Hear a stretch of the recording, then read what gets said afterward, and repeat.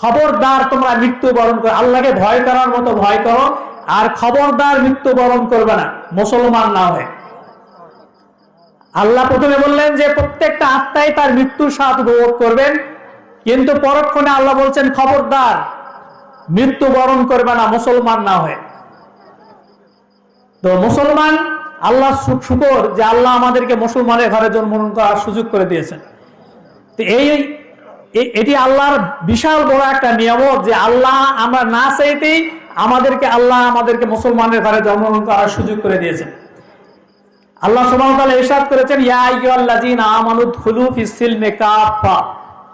আল্লাহ সুবহানাহু ওয়া তাআলা ইরশাদ করেছেন, হে ঈমানদাররা, তোমরা ইসলামে পরিপূর্ণভাবে দাখিল হও। অর্থাৎ ইসলামকে পরিপূর্ণভাবে অনুসরণ করতে হবে। কিছু মানবো আর কিছু বাদ দেবো এটা সুযোগ নাই। নামাজ রোজা হজ যাকাত করব, আবার পিতামাতার সেবা করব না, পিতামাতাকে ভাত দিব না, এটি আসলে মুসলমান নয়।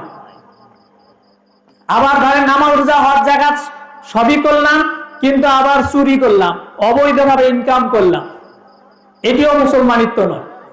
ইসলামকে পরিপূর্ণভাবে পালন করতে হবে। এখানে কিছু মানবো আর কিছু মানবো না এটার কোনো সুযোগ নাই। আল্লাহ সুবহানাহু ওয়া তাআলা বলেছেন যে আফাতুমিনুনা বিবাযিল কিতাব ওয়া তাকফুরুনা বিবাস। আল্লাহ সুবহানাহু ওয়া তাআলা ইরশাদ করেছেন যে তোমরা কি কিতাবের কিছু অংশ মানবে, কোরআনের কিছু মানবে, আর কিছু কি বাদ দেবে? ফামা জাযাউ মান ইয়াফআলু যালিকা ইল্লা খিজুন ফিল হায়াতিদ দুনিয়া। আল্লাহ সুবহানাহু ওয়া তাআলা বলেছেন যে যদি তোমরা এরকম করো, কিছু মানো আর কিছু যদি প্রত্যাখ্যান করো, এরকম যদি তোমরা কাজ করো, তাহলে দুনিয়াতে তোমাদেরকে আমি লাঞ্ছিত অপমানিত করব। ওয়া ইয়াউমাল কিয়ামাতি ইউরাদ্দুনা ইলা আশাদ্দিল আযাব। আর কিয়ামতের দিন কঠিন শাস্তির মুখোমুখি করব। সুতরাং ইসলামকে পরিপূর্ণভাবে পালন করতে হবে। ইসলামে নামাজ রোজা হজ যাকাতের কথা যেরকম আছে, আমাদের এই যে দেশ, এই দেশটা কিভাবে চলবে সেটাও কি কোরআনে আছে না নাই? চোর চুরি করলে তার কি করতে হবে সেটাও কোরআনে আছে। মানুষ যদি মানুষকে খুন করে তার বিচার কি হবে সেটিও কোরআনে বলা আছে। জমা জমি কিভাবে বন্টন হবে এই সব কিছু কি কোথায় আছে? কোরআনে রয়েছে। সুতরাং দেশ চালার আইনও কোরআনে আছে। মুসলমান হিসাবে আমাদেরকে আমাদের এই ভূখণ্ডে যাতে ইসলাম অনুসারে আমাদের দেশটা চলে, এই জন্য আমাদেরকে কাজ করা। প্রতি 5 বছর পর পর আমাদের হাতে একটা কি আসে? সুযোগ আসে যে আমরা এটা ইসলামের পক্ষে এই রায়টা দিব না অন ইসলামের পক্ষে।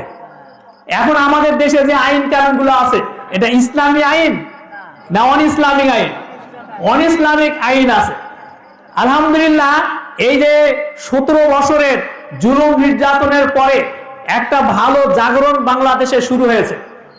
মাঠ পর্যায়ে চায়ের স্টল থেকে শুরু করে বিভিন্ন খেতে খামারে মানুষের মধ্যে একটা গণজাগরণ সৃষ্টি হয়েছে। মানুষের মুখে মুখে আজকে আওয়াজ উঠেছে যে আমরা তো সব দলকে দেখলাম স্বাধীনের পরে, এবার ইসলামপন্থীরা যাতে এই দেশের ক্ষমতায় যায়, এই দেশটা যাতে ইসলামের বাংলাদেশ হয়, এজন্য আজকে মানুষের মধ্যে জাগরণ সৃষ্টি হয়েছে। ইনশাআল্লাহ আগামীতে এই জাগরণের ফলশ্রুতিতে আগামীতে ইসলামপন্থীরা ইনশাআল্লাহ ক্ষমতায় যাবে। আর ইসলামপন্থীরা যদি ক্ষমতায় যায়, আমাদের দেশটা যদি ইসলামের আলোকে চলে, তাহলে কি হবে? দারিদ্রতা দূর হয়ে যাবে, অভাব অনটন থাকবে না। এই যে মসজিদের ইমাম মুয়াজ্জিনের বেতন সরকার থেকে নির্ধারণ করা হয়, এই মসজিদের বিল্ডিং করার জন্য আপনাকে আর তাফসীর মাহফিল করতে হবে না, এগুলো সরকার করে দিবে। তারপরে দুর্নীতি বন্ধ হবে। আমাদের দেশের ইনকাম কিন্তু কম নয়, কিন্তু দুর্নীতির কারণে আমাদের দেশটা দিন দিন দারিদ্রতার সীমায় পৌঁছে যাচ্ছে। যার কারণে ইসলামপন্থীরা যদি ক্ষমতায় যায়, ইসলামের আলোকে যদি আমাদের এই দেশটা চলে, তাহলে দুর্নীতি বন্ধ হবে, মিথ্যা মামলা হয়রানি বন্ধ হবে, চাঁদাবাজি বন্ধ হবে, মানুষ ন্যায্য বিচার পাবে। এই যে আফগানিস্তান নামে একটা দেশ আছে, দীর্ঘদিন যুদ্ধের পরে এই দেশটা কি হয়েছে? এই দেশটা স্বাধীন হয়েছে এবং ইসলামপন্থীরা সেখানে চালাচ্ছে, সেখানে খেলাফত ব্যবস্থা প্রতিষ্ঠিত হয়েছে। এই 2022 সালে তারা খেলাফত ব্যবস্থা প্রতিষ্ঠা করেছে, ইসলামী রাষ্ট্র করেছে আফগানিস্তানকে। এখন তাদের মুদ্রার মান আমেরিকার ডলারের চেয়েও বেশি, এবং সেখানে অভূতপূর্ব উৎপাদন হচ্ছে এবং তারা উন্নয়নের উচ্চ শিখরে যাচ্ছে। সুতরাং ইসলামের আলোকে যদি আমাদের এই দেশটা চলে, তাহলে আমাদের দেশের অভাব অনটন, দারিদ্রতা, আমাদের বেকারত্ব সবকিছু দূর হবে। সুতরাং আলহামদুলিল্লাহ সামনে যে সুযোগ এসেছে, এই সুযোগটা আমরা হাতছাড়া করব নাকি? আমরা এই সুযোগটা কাজে লাগাতে চাই। আমরা তো পরিষ্কার কথা, আমি কে কোন দল করে, আওয়ামী লীগ বিএনপি বলে আমরা কিছু বুঝি না। আমরা হচ্ছে মুসলমান, আমাদের এদেশে 90% মুসলমান।